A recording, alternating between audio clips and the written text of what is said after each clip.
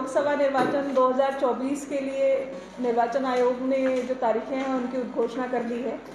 रीवा संसदीय क्षेत्र के लिए जो तारीख तय हुई है वो दूसरे फेज़ की है। जो टोटल लोकसभा निर्वाचन है वो 7 चरणों में पूरे देश में संपन्न होगा।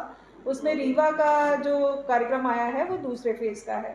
दूसरे फेज़ में अपनी जो तारीखें रहेंगी वो इस तरीके से रहेंगी, जिसमें गज़ट नोटिफिकेशन अपने यहाँ का 28 मार्च को रहेगा। नॉमिनेशन फाइल करने की जो आखिरी तारीख है वो 4 अप्रैल रहेगी। स्क्रूटिनी की जो तारीख है वो 6 अप्रैल रहेगी और नाम वापसी की जो आखिरी तारीख है वो 8 अप्रैल रहेगी। अपने यहाँ दूसरे फेज़ की जो वोटिंग है वो 26 अप्रैल को होगी और काउंटिंग सभी के लिए 4 जून को होगी।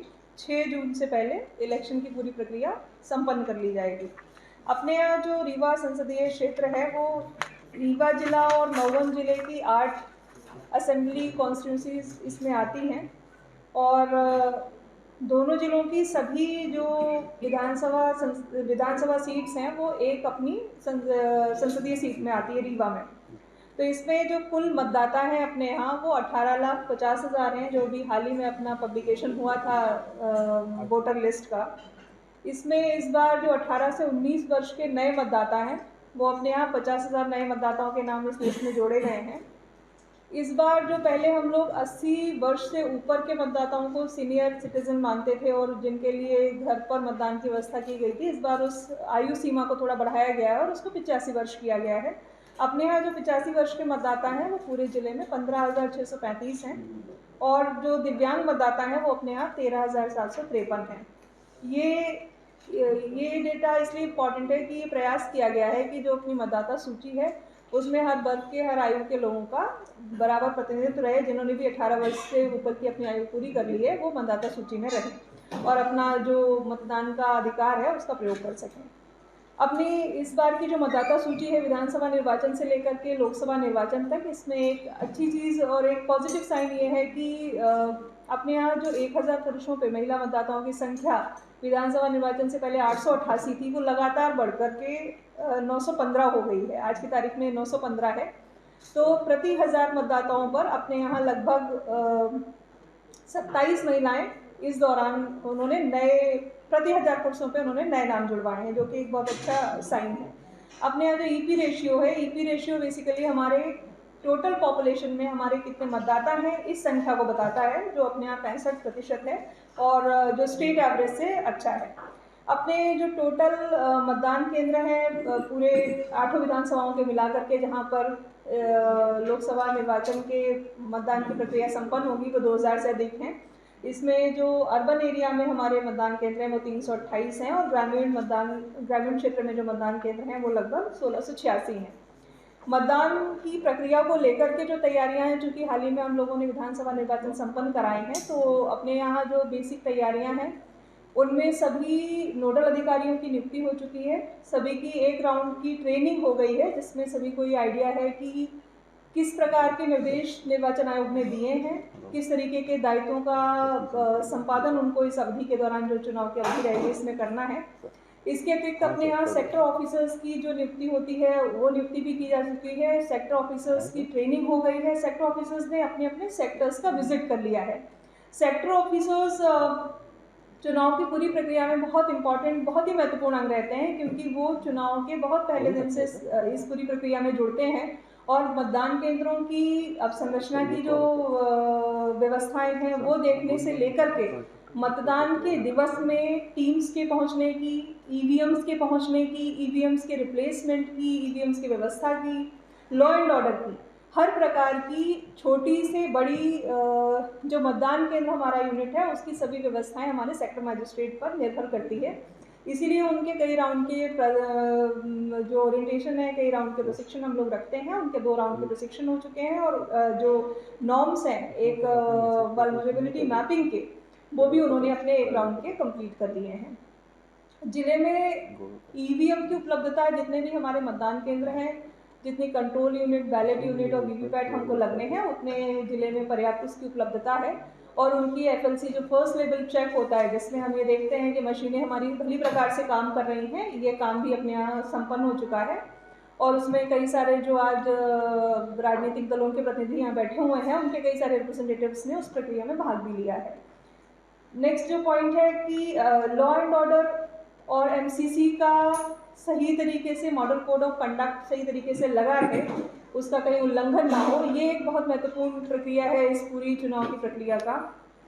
तो उसको लेकर के जो तैयारियां हैं आज से ही, चूँकि जैसे ही इलेक्शन अनाउंस हुए हैं, अपने यहाँ संपत्ति विरूपण के दस्ते नगर निगम सीमा क्षेत्र में, सभी नगरीय निकायों में, सभी ग्राम पंचायतों और जनपद पंचायतों में ये प्रक्रिया अपने यहाँ सभी जगह शुरू हो गई है। सभी एसडीएम्स और तहसीलदारों को ये ताकीद किया गया है कि जैसे निर्देश हैं 24 घंटे और 48 घंटे के संपत्ति विरूपण के, वो सभी कार्रवाई तय समय सीमा में सभी लोग पूरा कर लें।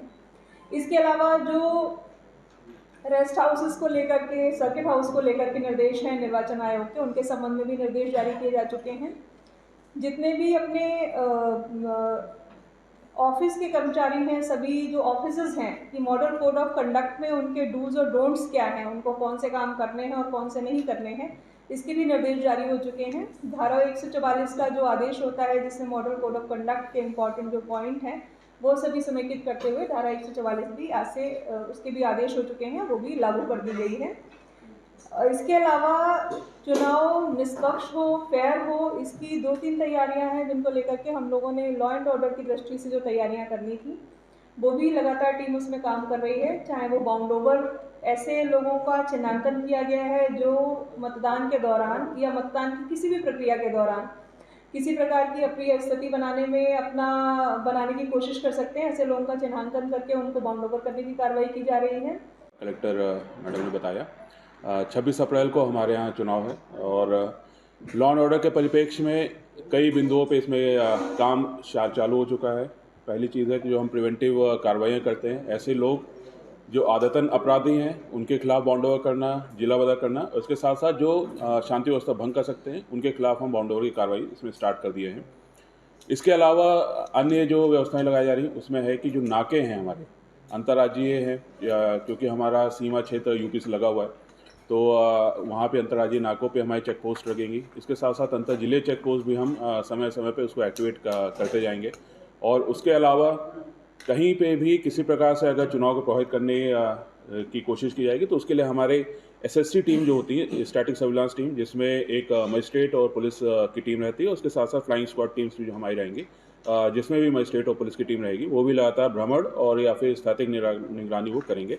और कहीं पे भी किसी प्रकार से अवैध तरीके से चुनाव को प्रभावित किया जाएगा तो उसके खिलाफ उसमें कार्रवाई की जाएगी। इसके साथ जितने भी हमारे ऐसे मतदाता हैं जो संभावित प्रभावित हो सकते हैं, तो उस केस में भी ऐसे लोगों को जो उनको प्रभावित कर रहे हैं उनके खिलाफ इसमें कार्रवाई की जाएगी। बाकी जितने हम मतदान केंद्र पे हैं जो आवश्यक बल लगाया जाएगा, साथ साथ कई मतदान केंद्रों को कैमरा, सीसीटीवी और वेबकास्टिंग से भी कवर किया जाएगा। तो ये सारी पूरी एक पूर्ण रूपेण इसमें व्यवस्था बनाई जाएगी। जैसे विधानसभा चुनाव पूरी तरह से शांति और फ्री एंड फेयर कराए गए थे, वैसे इसको भी कराया जाएगा। संवेदनशील और अति संवेदनशीलों में क्या कैसे चुनौती रहेगी, कैसे इसको बनाएंगे? संवेदनशील और अति संवेदनशील को चिन्हित किया गया है। संवेदनशील जो भी मतदान केंद्र हैं वहाँ पे एक्स्ट्रा बल भी रहेगा, जो सीएपीएफ हमको मिलता है या बाहर से बल मिलता है, उसका एक्स्ट्रा डिप्लॉयमेंट इन संवेदनशील मतदान केंद्रों पे रहता है। और इसके साथ साथ वहाँ पे हम कोशिश करेंगे कि टेक्निकल माध्यम से भी उसका कवरेज रहेगा, या तो वीडियो कैमरा होंगे या सीसीटीवी ऑपरेटर होगा, और या फिर वहाँ पे वेबकास्टिंग होगा। तो ये सारी चीज़ें भी उसमें लगाई जाएंगी ताकि इस प्रकार के मतदान केंद्रों को कवर किया जा सके और सारी गतिविधियों पे निगाह रखी जा सके वहाँ पे। कहाँ से बल आया है और कितना बल आया? अभी बल अलॉटमेंट जारी है और जो पिछली बार का अंदेशा है कि इस बार हमारे पास भी 14-15 कंपनियों का अलॉटमेंट होगा।